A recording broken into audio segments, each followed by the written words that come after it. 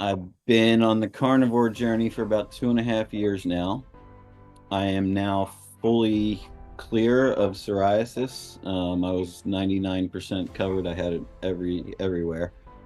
Um, yes, all the pain levels are like 80% compared to what they were. Gone, 80% gone. Um, Mental health is completely 100% better. Um, Depression gone, suicidal thoughts gone, um, sleeplessness gone, pain, itching, all of it gone. So yeah, I suffered for about 30 years with this condition and went to doctors for about the first 10 years of it and used steroid creams and all these different like sprays for the scalp, or all these different things that you had to use 3 4 times a day, and they were just gnarly, and they ended up making my skin worse. When I got off of them, you go through steroid um, withdrawal symptoms or whatever it is, and everything gets worse. Hi, So everyone. Thank you so much for joining us today. I am very excited to share with you the inspiring story of Lash and how he cured his depression and psoriasis on a carnivore diet. Hi, Lash. Thank you so much for accepting my invite. I was telling you, really looking forward to our conversation. When I first saw the Instagram reel sharing your story, I got very excited and I asked you if you would be willing to come and share your story with my audience. So, thank you again. And can you tell everybody a little bit about your struggle with both depression and psoriasis and maybe other things that weren't highlighted in that initial Instagram reel that I watched, and um, how you finally found healing on a carnivore diet. absolutely. So thank you for having me. Appreciate it. So yeah, I this journey started way back. I'm, let's see, 49 years old now. I was diagnosed with psoriasis and psoriatic arthritis at around 20 years old. Um, I've been on the carnivore journey for about 2.5 years now. I am now fully clear of psoriasis. I was 99% covered. I had it everywhere. Um, yes, all the pain levels are like 80% compared to what they were.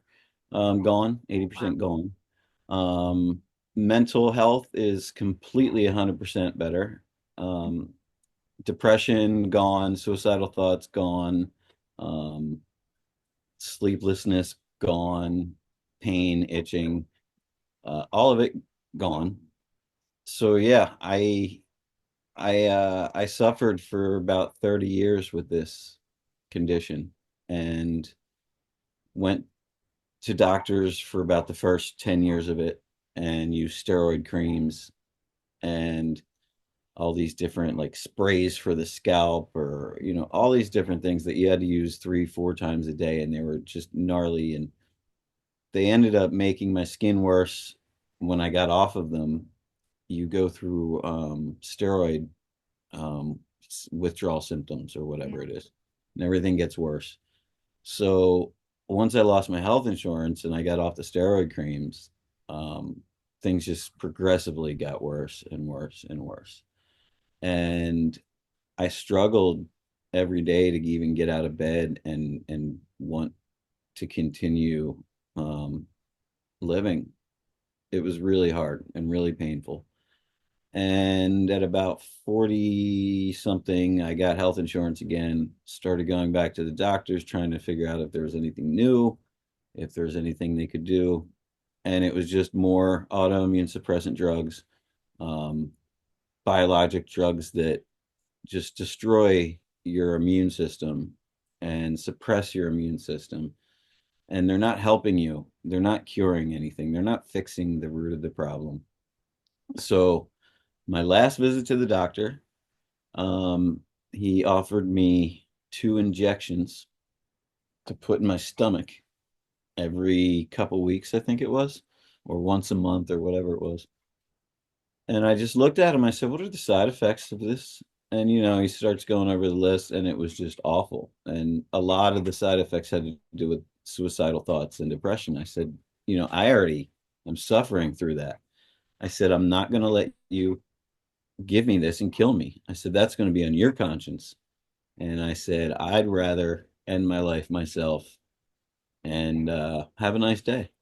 So I went home to prepare to exit this world. And I was done. I couldn't physically handle it anymore. I couldn't mentally handle it anymore. It was just I was living in a life of misery and hell. And so I left I left the doctors. I came home and I started preparing to exit this world. And somehow I got on my phone, and I don't know. I still to this day, it's a miracle. I don't even know how this happened, but Michaela Peterson's TED Talk popped up in front of my face, and I just watched the whole thing and was bawling, going, "This woman went through like half of the same stuff I did. She's got half of the diseases my mom has. Like this is there's a solution, there's a cure, there's hope." And so I said, I'm gonna dedicate my world to figuring this out and do what she did and start eliminating all the foods, and I'm not going to off my life today. And so that's why I'm here today. Thank you, Michaela. This was 2.5 years ago. That was 2.5 years ago. Wow. Yeah, so yeah, I've had a brand new world, especially in the last 16 months of being full lion. Wow. Um, would you say the depression was a consequence of the psoriasis, or would you say there was also just brain symptoms from eating plants? I'd say it was both. I had a lot of trauma as a child. Um, and I feel like the suicidal thoughts and a lot of the depression stemmed from that, but Mm. got worse because of the diet. Because when I changed the diet, it all literally just disappeared. And it's like I have this force field bubble around me now. It's a protective shield that I never had before. And it stops anything from coming into my head that's bad. And it's like the greatest gift I could ever have asked for. How long until the depression lifted? And was it on carnivore or was it on lion diet? The depression definitely lifted on carnivore. So like I said, I started off just removing things. So and fasting. So I went on 20 hours a day fasting, gave myself a 4 hour window to eat, and I cut out seed oil, sugar, vegetables, beans, gluten. I just kept cutting everything down to where I was basically animal based. And then I went carnivore. And then the holidays of 23 showed up. And that was my first holiday while I was trying to, go through this diet. And I was going through um, relationship issues. And that all kind of just came to a head in around Thanksgiving, and I kind of relapsed. So I relapsed and got really sick through the rest of the year, through all Christmas. And then January 1st of 2024, I said, like, what are what the hell are you doing? You were healing. Everything was great. Don't let loneliness, don't let someone else affect your life.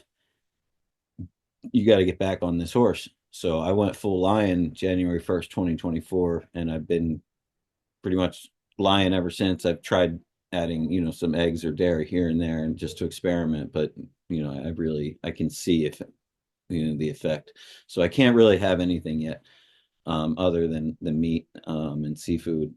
But yeah, Huh. it's been the best thing ever. So even eggs trigger symptoms. So far, they seem to, yeah, yeah. I seem to be extremely sensitive to anything. But meat. It's kind of like Michaela, Jordan, and Tammy.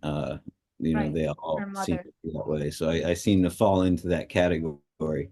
And uh no dairy as in no butter either, right? Like no butter, nothing. No, I I feel like I can't tolerate butter.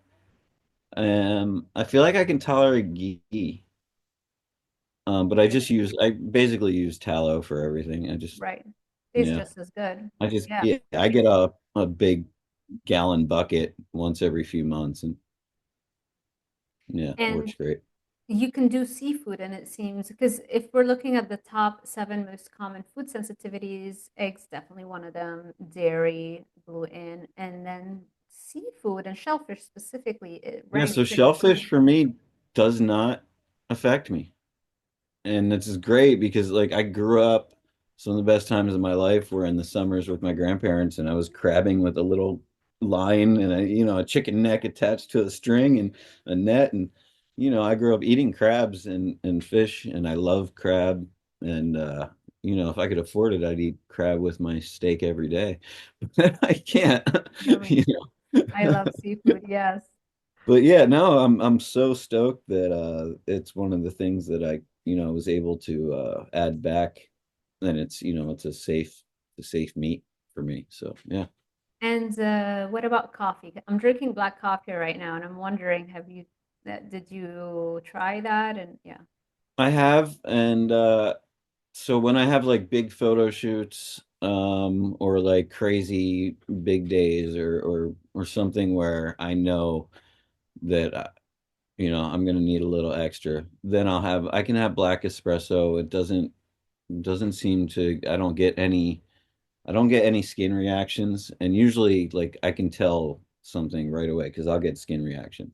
Like you'll notice like a tiny little dot pop up somewhere, and I'm like, all right, well that shows me right away. Like that's how sensitive And that how quickly does that happen after you drink coffee? within I mean, 24 hours. it's something you're not supposed to. 24 Yeah, within hours, 24 hours. Hmm. that's very quick.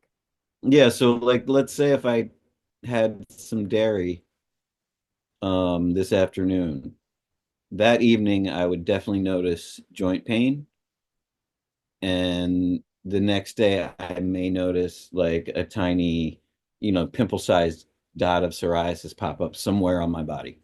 Hmm. And so for me, that's right away that it's an indication like, no, you shouldn't be doing this yet.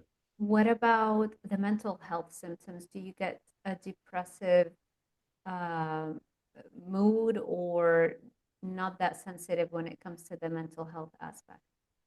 No, no, no, and I haven't like, except for when did that, except for when I went through that little bit of relapse, and I was eating like crap again. I had gluten and I had some sugars probably, and carbs, and that it definitely came back then. Um, but yeah, no, if I attempt to have like a couple eggs with some butter, it won't affect my mental, but I can definitely see it would affect my skin. Very interesting. Yeah, I hear so many similar stories whereby when I'm doing my eggs with the butter, like maybe I should just try, just see what would happen because I eat a lion diet except Mhm. for I add in the eggs and the butter, you know?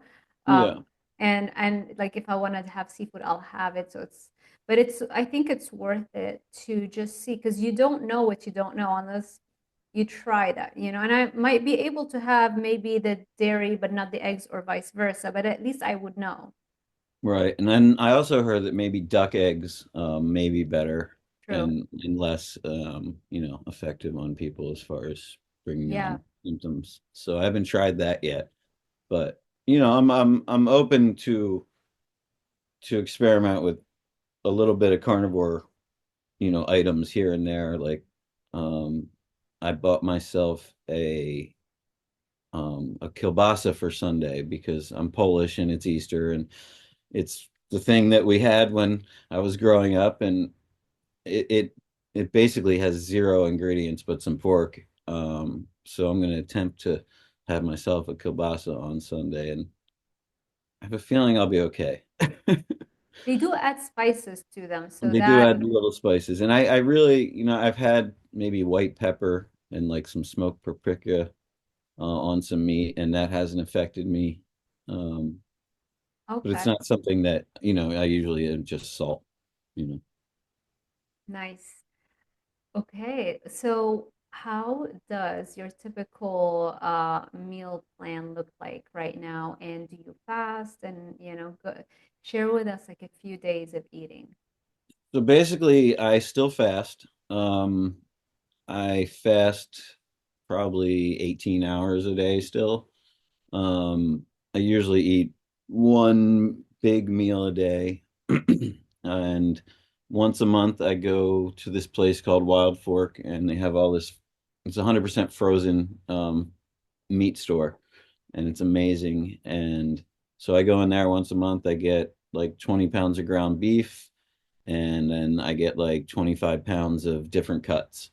So I get a picanha, a couple of picanhas. I'll get a brisket. I'll get chuck roasts. I'll get ribeyes. I'll get beef bacon. I'll get all kinds of stuff to keep it interesting.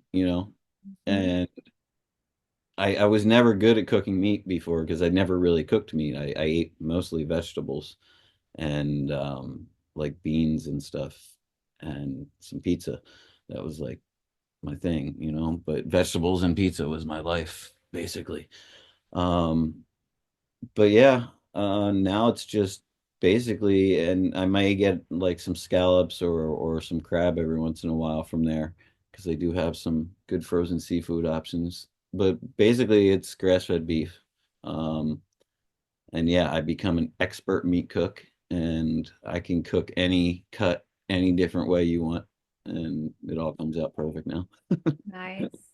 Yeah. Yeah, I'm eyeing a smoker. I want to try to do Mm, smoke my own brisket because the one that I like, it's like ready made and it's got stuff in it, and I want to just do like real good high quality brisket, not processed. yeah. So that's next on my Brisket list. rules. Yeah, yeah, right. Oh, Yeah, so it's the good. best. Right?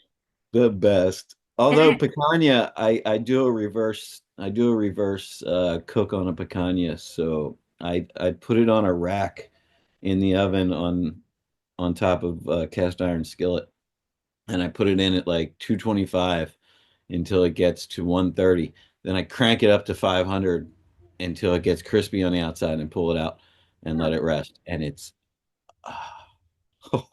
it's so good. So, believe it or not, I have not tried it yet. I keep telling my hubby, like, I want us to go to like a Brazilian steakhouse or something, and I wanna get like the all you can eat because they do a lot of that. mhm. Um, it's just it scares me how many calories Oh coming no. from like a dieting background and always like being careful. I'm so terrified because I feel like I could eat so much of it, Eat raw. all the picanha. Yeah. I don't, yeah, it's not gonna. The thing is, you get used to it, right? Because if you allow it for, a while, you're not going to. It's just it's got insane amount of calories. I don't know. That's again like the history that I have with dieting. Mm. It's always there in the background.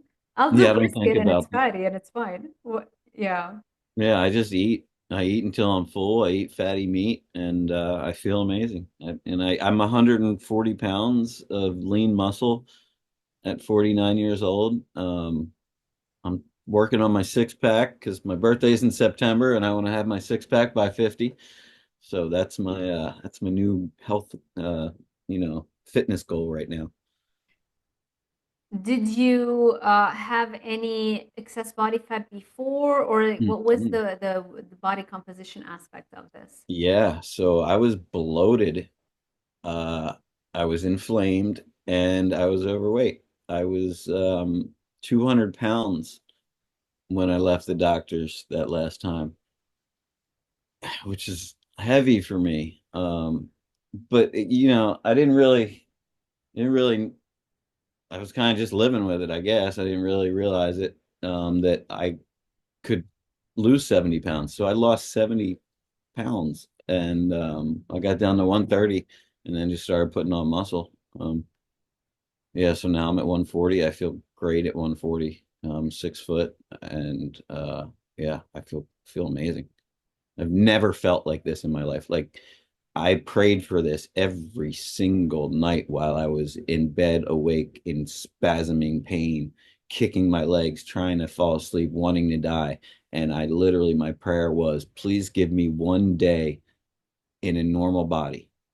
And that was like all I wanted. I just wanted one day. And now I have this whole life ahead of me. And it's just, it's the greatest gift from God and it's the greatest miracle on earth. Wow. Yeah. The pain aspect is hard to wrap my head around because you can see the psoriasis and you can see those images, right? But yeah, it's not just that. It's the actual psoriatic joint pain. The joint pain was like it came from the inside and pushed outward in like this throb. And it would just every 2 seconds the throb. So it's like you can never you couldn't get away from it. And no matter and I didn't take any pain medication. Okay. So throughout this whole thing, I refused drugs. Huh. Right. I was a drug addict at 16, 17. I literally was dying in my bedroom one night at 17 years old, overdosed on crack and cocaine. I Mm. watched my life flash before my eyes. That was the first time I was ever touched and in touch with God, right? So God saved my life for the first time that night. So I've been saved multiple times throughout my life. Like God has a plan for me. And I never believed that more than now. And so that's why, I started this GoFundMe and this trying to open this healing retreat and a space for people to come and be able to kickstart this lifestyle. Share a little bit more about that. I'm not aware of yeah. So at first when I found this healing, I was angry, extremely angry, at the entire system. And I wanted to channel that anger into something positive, and I wanted to be able to give back to the world. And I also, during all my suffering, I never believed I had a future. I never believed there was a next day. Like I thought I would end my life every single day. So I didn't plan for the future. I planned for that day. Like I wanted to get through that day, and that was it. So my life was a day-to-day life. And now that I have a future and I can see a future, I'm started a GoFundMe last month, and I've started raising funds to create a retreat um, somewhere in Colorado in the Rocky Mountains, somewhere where there's sunshine and clean air, and a place where I can have like a few small cabins and it will be a carnivore based healing center. So you can come kickstart your healing journey. So people like me, I was alone through this whole process. I had nobody, and I really could have used a place to go and like stay for a week or two and just kind of forget about everything and focus on my health journey and without any outside influence. And that was really hard for me to get through that. And like I said, it caused me to relapse and it caused me, to have a hard time with it. So yeah, that's my main vision and my main focus for the rest of my life is to create a space where people can come and learn and I can educate them and I can guide them and I can get them started on their health journey. So yeah, I'm trying to make this a reality and I've raised over $7,000 in the last month alone. And my first huge donor was a vegan. Um, Kevin Smith, the actor slash director, he's an amazing human. And so, you don't have to be a carnivore to help this thing be a reality. Anyone can help. Just share it. please help me spread the word. But yeah, that's my Yeah, new mission. that's amazing. I will make sure I'll get the links from you and I'll put them in the description box of this YouTube video below. I hope you're enjoying this podcast. Remember that I will send you a free copy of my guide, the 30-day Carnivore Diet Challenge Guide, when you sign up to my newsletter at drzaldivar.com/newsletter. Also, if you are looking for more one-on-one personalized support, check out my coaching packages at drzaldivar.com/coaching. Now back to the podcast. Do you find similarities in the addiction history with the food sobriety that you have right now? Were you aware that food can be addictive? Because I know you did carnivore for the health aspect, but there was a relapse and you did use that word. So, right? Yep. And I Yeah. use that on purpose because, yes, for a lot of us, food is an addiction. So like Carrie Man from Homestead Hal, and Healing Humanity, he's creating the documentary. He was the first one to bring me out on this public forum and, get my story out.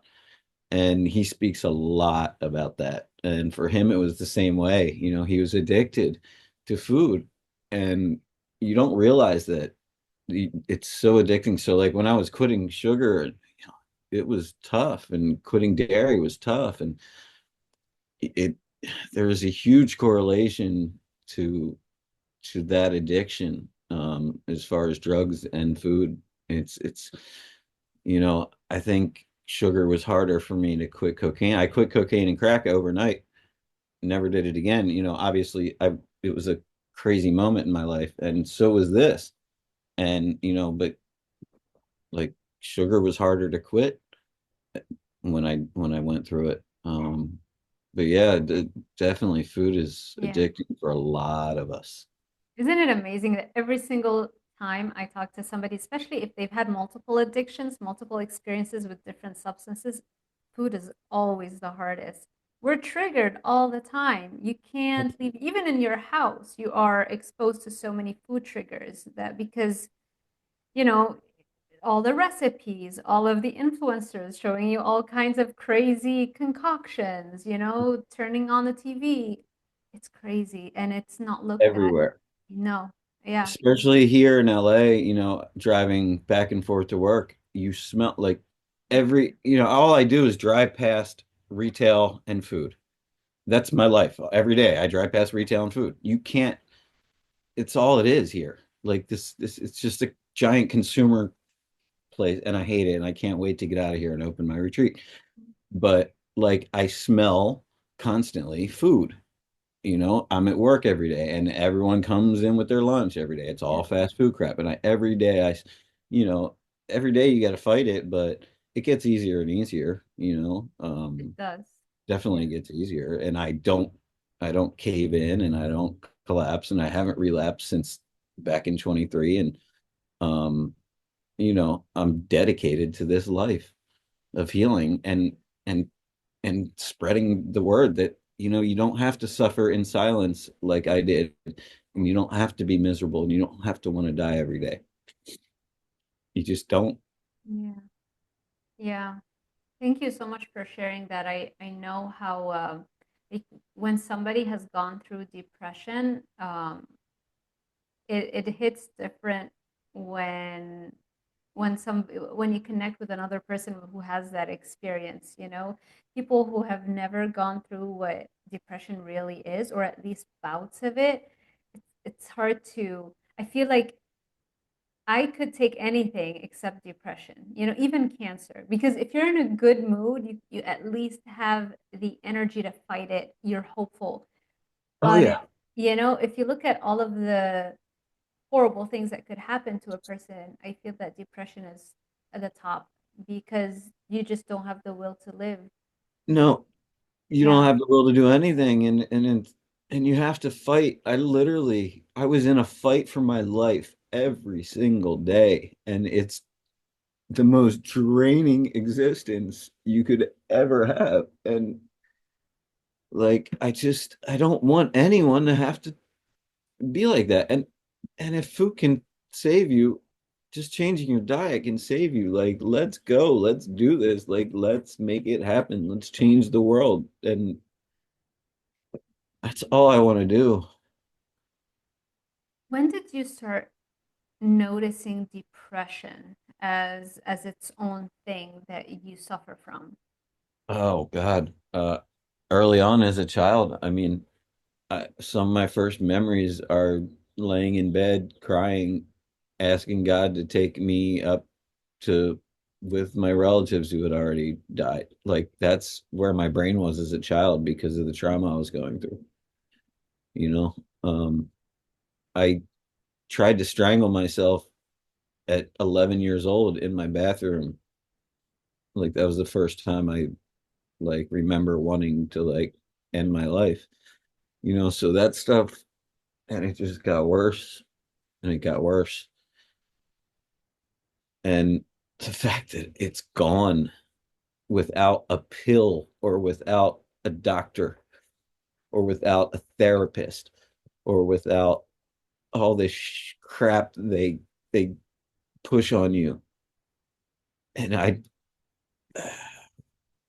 it's a miracle, like, and it's so darn easy to figure out, and we figured it out, and I just want to open people's minds to it. So I'm sorry. It's hard to talk about this stuff sometimes because people don't understand depression, that don't have it, and they think, oh, it's whatever, it's in your head, Oh, like, no, people, it's really a bad thing. And I've had people tell me the worst things ever, like, dude, just shut up and go kill yourself already. You belong in a leprosy camp. Like if they had them, that's where you'd be now. Like crazy stuff. I had people threaten to beat me up because I was sitting there and my shins were covered in blood because I just got finished itching because I was about to go play a show and I had anxiety before my show, and my anxiety used to make me itch my itch. And so like I've had the craziest experiences of people being awful, just because of the way my skin looked or the way my facial expression was because I was in pain. And, like people think, oh, you're so angry all the time. No, I'm just, I'm like, I'm dying here. Like, trying to make it through the day. Like, please, like, have some sympathy. Like, like, have an open mind. Like, it was really hard. And and I'd love to be able to help people that go through that same crap that I went through. And, it was hard. wow. I don't even know where to go from here. I mean, Uh, I I cannot imagine starting from the age of 11. That's brutal. You have no tools to deal with that. no, and no, and like I said, I suffered in silence through all of it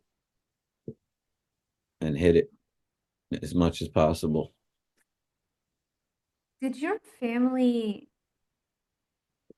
take you to a psychiatrist, a therapist, try to help? Was there any sort of support? Um, no, like I said, I hid it well. I hid everything. I yeah. Did you feel like you wouldn't be understood or supported if you were to share what you were going through?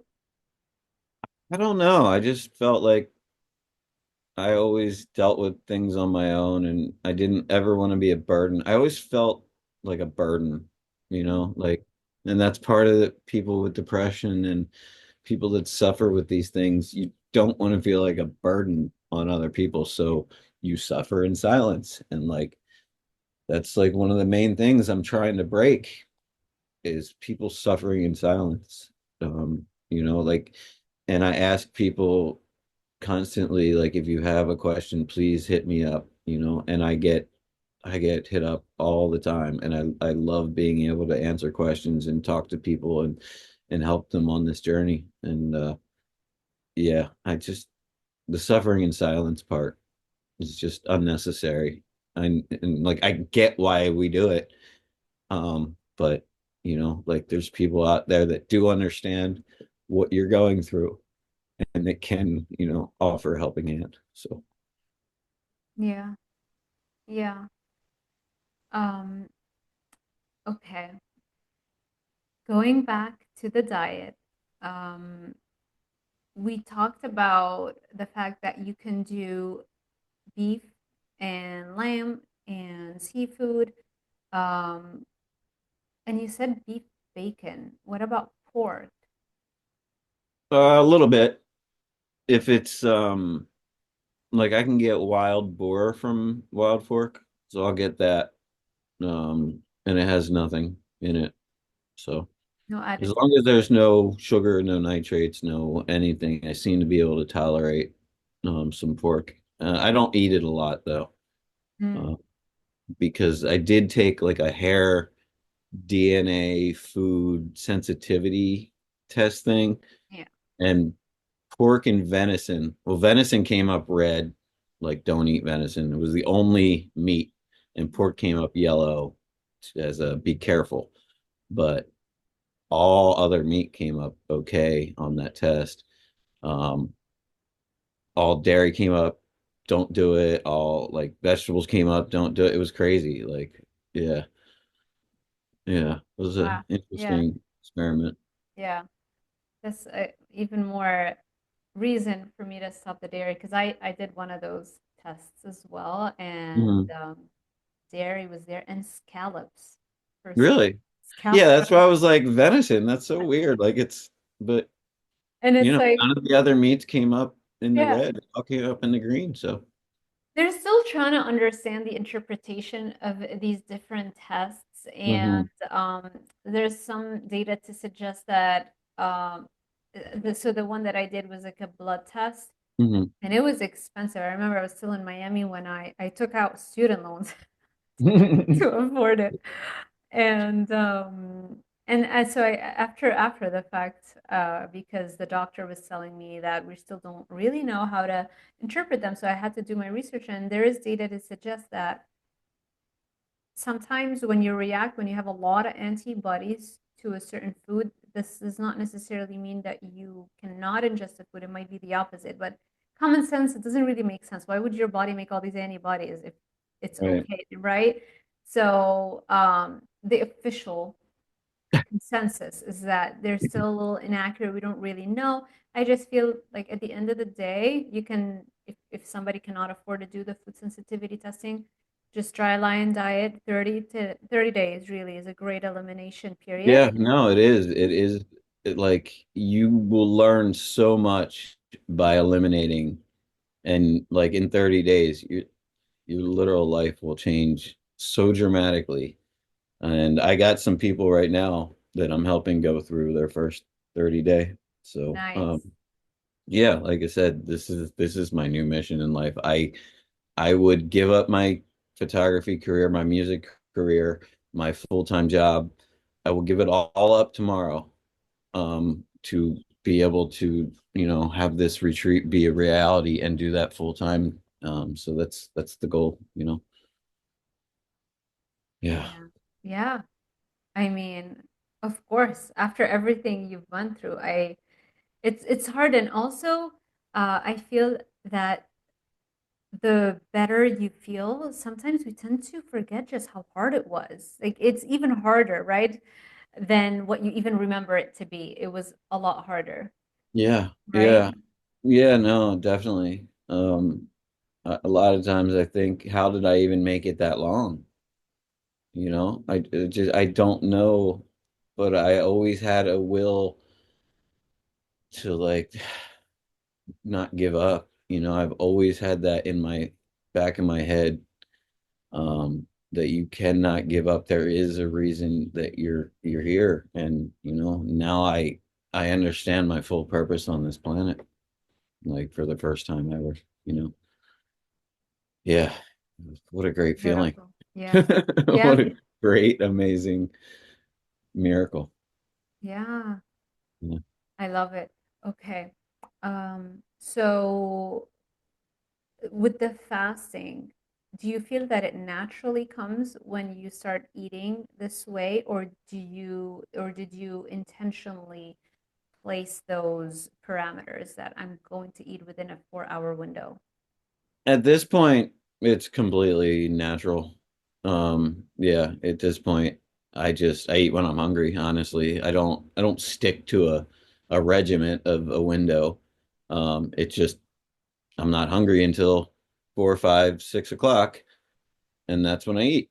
And then Right. I don't eat anything after that. And then the next day, if yeah, it's just how it is. And I never feel bloated anymore. I hated that feeling. God, it was awful. And to not feel that bloat is amazing. It just you feel like so different, just every your internals, like you can feel everything about your body is completely different, and it's a whole new body. And like how can man, yeah, I don't even know how to explain that to anyone, but Yeah. like just try it. Like just try it. Just give yourself 30 days, man. Like your life is worth it. Your future is worth it.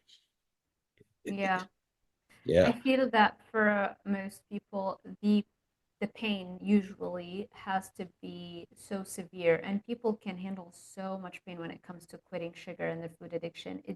This is how you can see just how powerful food can be as a drug, because look at what it actually takes for people to finally change and try, let's say, the carnivore diet. It's like every system has to fall apart and this has to happen. It's like, Right. wow, this is how much it took for you to finally, this is just an indication of how much of an addictive power food Right. has become, you Yeah, know? because if you're just living a normal life, say, and eating the standard American diet, and you're not sick every day, and you're not feeling the effects of it, and but you're not realizing that it's really affecting you. You know, and then if you change, then you go, holy crap, like, No, yeah. wow. But yeah, it's so hard for people to be like, oh, why would I change the way I eat? Like, I'm fine. Like, I'm not sick. I don't have cancer. I don't have, Right. you know, okay, so maybe you think that, but like, 10 years from now, 20 years from now, The you're thing is, gonna be like, it yeah. piles up. Exactly. It's It, like, it yeah, it literally it adds up and adds up, and eventually, it's gonna do something really bad, like my grandmother snuck sugar constantly, and she ended up with dementia and diabetes and all these awful things. And and it was definitely her diet. So yeah, yeah, it's just important that you take that focus and put it to yourself, and really focus on you, and just like what could make me the best me possible.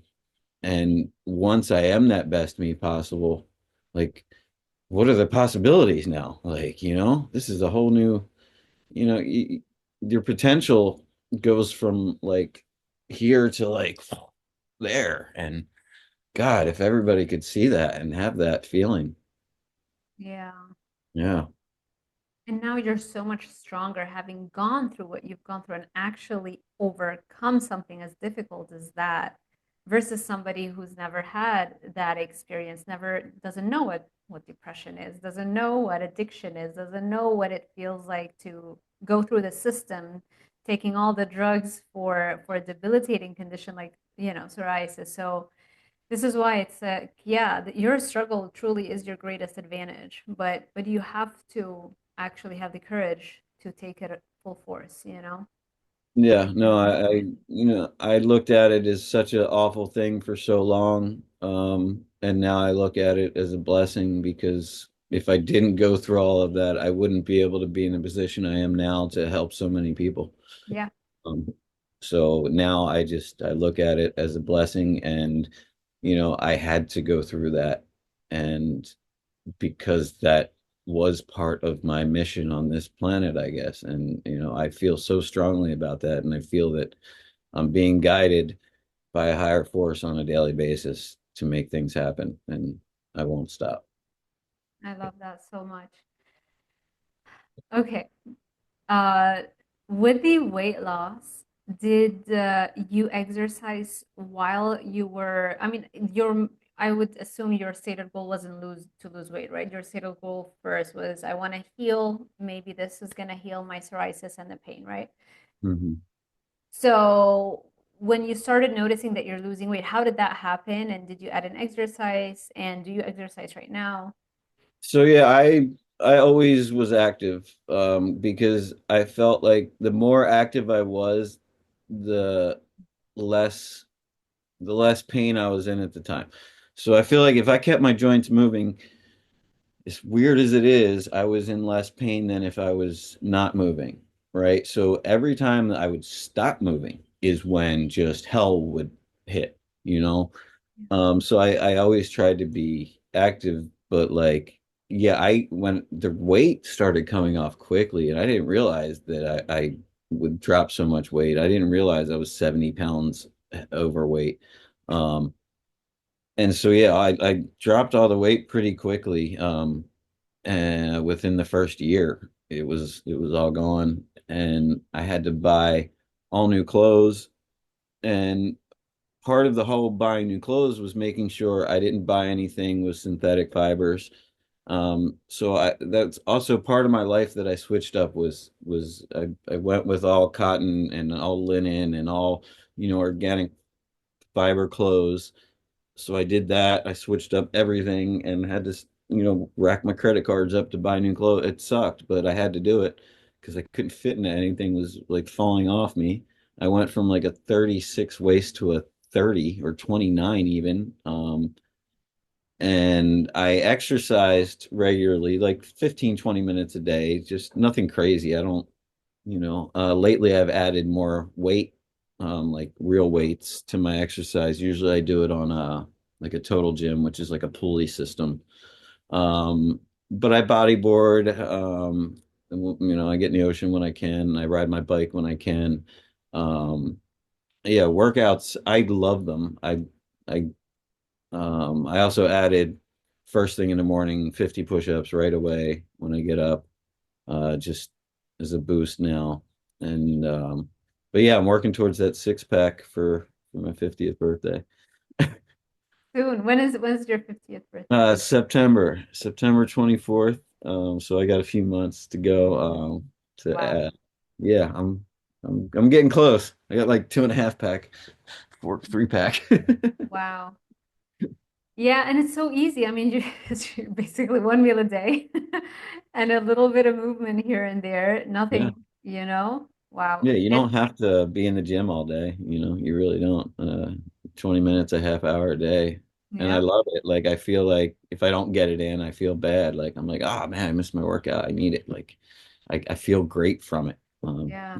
It's a boost to energy, it's a boost to endorphin. It's great. Yeah, yeah, that's what I always talk about, how to raise baseline dopamine levels because when you're working out, not only are you releasing the dopamine and the endorphins in your brain in that workout, but you're also training the brain to increase the receptors for dopamine, the D2 receptors, right? In addiction, that's really what gets destroyed. And because I focus so much on helping clients on with addiction, food addiction, that was actually the topic of my dissertation at the University Mm, of Miami. I mm. studied the effect of exercise, using that to treat the root cause of food addiction and sugar addiction specifically. Awesome. So, yeah. So when you're working out, because it's outside, as long as it's outside our comfort zone, it triggers the brain to increase the number of D2 receptors and dopamine, the whole dopamine machinery, but specifically the D2 receptors, because you need dopamine to attach to its receptors, like a lock and key situation for you to feel the effects of dopamine. That's when you feel like pleasure, Yeah. motivated, right? Sharp memory, all the stuff that, we like. So, dopamine is also an anesthetic, right? And so when you're training outside your comfort zone, you're introducing a form of a little bit of discomfort. And so that sends the signal to the brain that I'm doing things that are a little bit uncomfortable.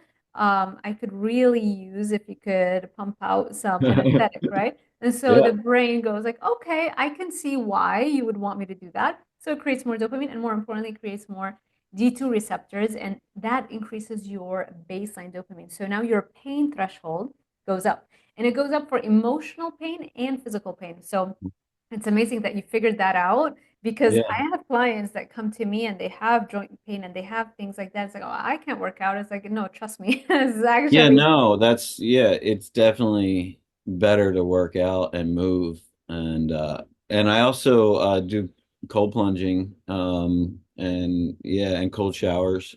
that I helps too. find that to be amazing and I feel so good afterwards. Like it, yeah, I love that.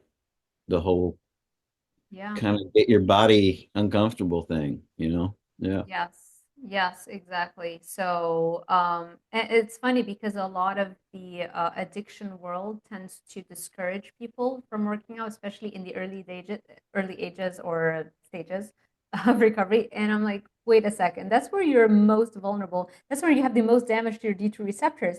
We should restore that as quickly as possible so you Yeah. don't have to go through the withdrawals as intensely. Yeah, even go for a walk, a brisk walk outside in the sun, get sun, that's the other thing. Vitamin D. The sun is our best friend, and this whole darn scare about the sun in the last 40 years is just ridiculous. And Yeah. I literally cannot burn. I I I I tried last summer so hard to burn to prove this whole theory about carnivores can't we can't we won't. Like I used to burn. Yes, I used to burn. I'm Polish and Irish. Like I used to burn. I stayed out in the hottest day of the year on the beach for 9 hours straight last summer trying, and I won't burn anymore. I can't. I'm just, but sun, especially for autoimmune or psoriasis, is huge for us for some reason. Mm. It's like quitting wearing sunglasses was one of the things I did. And I think that's super important. I think sunglasses are horrible, and I wore them most of my life. And I wish I never wore them because when I, did the research and found out, what our eyes are really doing for us as far as our connection with our eyes and the sun and the production of vitamin D and what vitamin D, it's huge. So my advice to everyone, throw away your sunglasses, get out there and look at the sun and soak it up and don't be afraid of it. And if you quit eating this crappy standard American diet, you will not have to worry about sunburn. I guarantee you. Yeah. Yeah, it's definitely a common finding, and we're trying to explain it. And one of the explanations is that you're not eating seed oils, which can get oxidized and damaged and cause, sunburn. Maybe there are additional things too. I just wish there was more research, really, passionate research in this area so that we can have It's all. coming. I feel I'm like it's sure. definitely, Yeah. I feel like we're growing as a movement, and the other movements against us are shrinking. So Yeah, yeah, yeah. And just such powerful testimonies. I mean, really yeah, moving, yeah. inspirational I've seen stories. so many that people have literally their lives have been saved. And like, I talk about this with Carrie a lot about how Michaela, just from her alone, how many lives that one woman Yeah, has, and she's reached out to me, and we're supposed to have a sit down at some point and do a podcast, right. and I can't wait for that day because she's literally my angel, and she saves lives every day, and she probably doesn't even realize like how, you know, the insane effect her and her entire family has had on the world as far as healing and so many things. And yeah, so God bless the Michaela, God bless the Peterson family. Yeah, yeah. And YouTube too. I feel like Yeah. imagine living without YouTube, but Yeah, no, it's you it's know, it's amazing. huge now. Yeah. Yeah. this access to all the stuff that, you know, I went through traditional academia for decades, and they are Right. never going to talk about this. Right. Even in this day and age, they'll never talk about it, you Yep. know? Yeah. So So, God bless you for doing this. Also, man, yeah, for having this platform. Thank you. thank you so much. Yeah, yeah, it gets really tough, you know, to go through those systems, you know, and especially towards the end of like my PhD, I already kind of knew all this stuff and I'm already sharing this stuff. And it's such a disconnect between the bureaucracies and the traditional academic pathways where everybody is like sheep. You just follow what the large organizations are putting out. And if you say anything else, it's like not evidence-based, as if the Academy of Nutrition and Dietetics is actually following the science, right? And who's funding the science again? So, Yep. yeah. Oh, big circle of money. Oh, yeah. Yeah, exactly. Who's going to Uh, fund a carnivore diet type research? Who right. has that kind of money and who has a potential ROI and the profit margin that you can make from selling more meat, you know? So Right. it's difficult to get that done with the same enthusiasm that the large companies that, you know, can put sugar in everything and add flavors to everything and keep that variety and the drugs, you know, in Yeah. the center of it all. It's like it's really like drug dealing without It any is. form of regulation, you know? It's 100% drug dealing. It's 100% a mafia. It's just Yeah. it's so sickening and disgusting, and we're breaking the matrix of it one at a time. People like you and I, and Sean Baker and Anthony Chafee and Dr. Kiltz and Dr. Nelson and Dr. Lisa. So many wonderful people like that are just out there like pushing this new wonderful miracle. So God bless them all. Let's go. Yep. Let's not shut up. One story at a time. So That's right. thank you so much, Lash. I Thank am you. so thankful that you came on here to share your story. I'm going to make sure that I link your socials in the description box below and the GoFundMe as well. It's on your Instagram, right, Yep. bio, I Yep. would assume, Yep. right?